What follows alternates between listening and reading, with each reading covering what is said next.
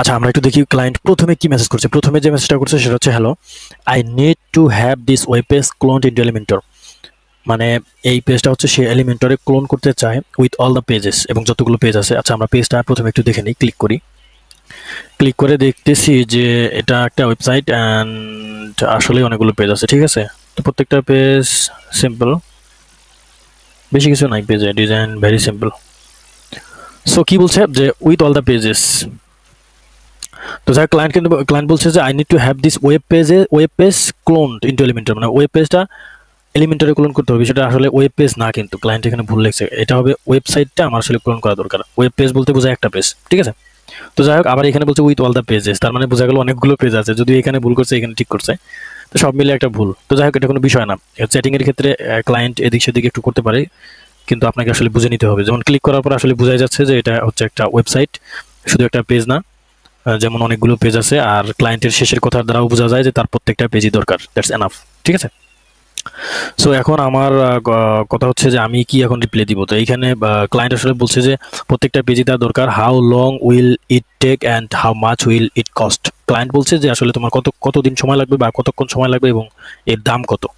তা আমি এখানে মেসেজ করছি, তার নাম বলছি যে হে মিকেজ, এখন যাই নাম হোক না কেন।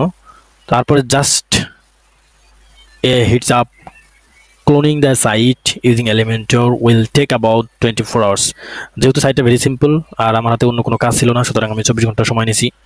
যে আমি বলছি যে 24 ঘন্টার মধ্যে আসলে সম্ভব। ঠিক আছে, অ্যান্ড উইল কস্ট ইউ 50। তো $50, আমি $50 কথা বলছি যেহেতু পেজগুলো অনেক ছোট ছোট। সো আমি মনে করছি যে $50 এনাফ। ঠিক আছে, অনেকে এই কাজটা অনেক বেশি দামে করতে পারে, কিন্তু আমি চাইছি যে ক্লায়েন্টটা যাতে আমার হাতছাড়া না হয়। ঠিক আছে, তো তারপরে if you are ready to move forward just let me know. আমি বলছি যে তুমি যদি আরো মানে আগ্রহী থাকো সামন্দিকা, মানে সামন্দিকা মুভ ফরওয়ার্ড মানে কি, যে আসলে তুমি যদি কাজটা করতে আসলে আগ্রহী হও তাহলে আমাকে জানাও। সে বলছে যে ক্যান ইউ ডু $30।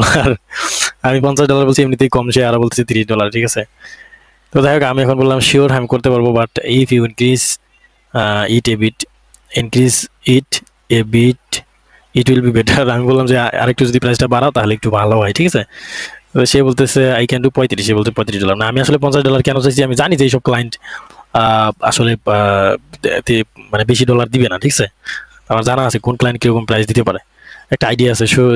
সেই আইডিয়া অনুপাতে আমি $50 চাইছি, কিন্তু তারপরেও সে $30 দিবে। যাই হোক, 35 বলছে। আমি বলছি sounds good, okay, send me an offer. আমি বলছি, সে এখন বলতেছে যে অফার পাঠাও।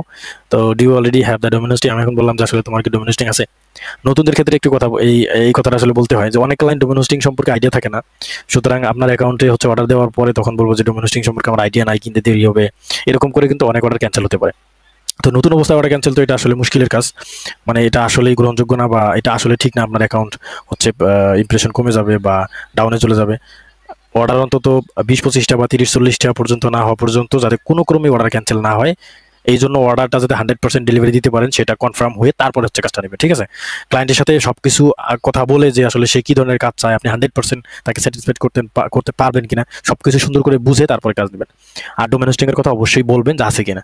তো সে অফার পাঠাতে বলছে, কিন্তু দেখেন তারপরে আমি কি বলছি যে do you already have the domain এবং হোস্টিং, ডোমেন অ্যান্ড হোস্টিং তার আছে কিনা। সে বলছে ইয়েস, ব্যাস, কোনো ঝামেলা নাই। ওকে, আই উইল সেন্ড অফার। তারপর অফার পাঠাইলাম $35।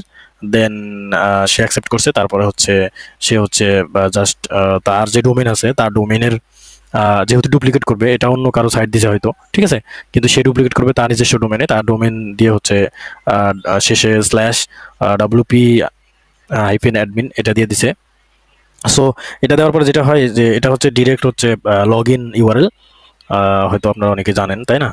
তো এখানে কিন্তু ইউজার নেম এবং পাসওয়ার্ড দিলেই হচ্ছে আমি লগ ইন করতে পারবো। সেই ইউজার নেম এবং পাসওয়ার্ড দিয়ে দিছে, এটা হচ্ছে তার ইউজার নেম এবং পাসওয়ার্ড। তো এরপরে হচ্ছে লগ ইন করার পরে আমি জাস্ট ওয়ার্ডপ্রেসটা ইনস্টল করাই আছে, জাস্ট ওয়ার্ডপ্রেসের লগ ইন অ্যাক্সেস দিছে। এলিমেন্টর প্লাগ ইন অথবা থিম একটা অ্যাক্টিভ করে, এলিমেন্টর প্লাগ ইনটা অ্যাক্টিভ করে হচ্ছে এলিমেন্টর পেজ বিল্ডার দিয়ে হচ্ছে এই ওয়েবসাইটটা ডিজাইন করে দিছি। তারপরে কাজ শেষের পর সম্ভবত thank you so much for completing the order, মানে সে যখন কাজটা শেষ করছে, এটা হচ্ছে 6টা 24, এটা হচ্ছে 2টা 12। ঠিক আছে, আমি কাজটা নেওয়ার পরে সাথে সাথে শুরু করছি এবং 22 তারিখে কাজটা নিচ্ছি, 24 তারিখে হচ্ছে কাজটা ডেলিভারি দিছি। মানে 22 তারিখ 6টা 24 কাজটা নেওয়া হয়েছে। আর সে মানে 22 তারিখ 6টা 24 কাজটা নিয়ে আপনার 22 তারিখেই কাজটা ডেলিভারি দিছি আমি, ঠিক আছে, কিন্তু সেই অর্ডারটা কমপ্লিট করছে হচ্ছে 24 তারিখে। তো আর 24 তারিখে অর্ডারটা কমপ্লিট করার পরে এই মেসেজটা তাকে আমি করছি, ঠিক আছে। তো thanks for watching this video.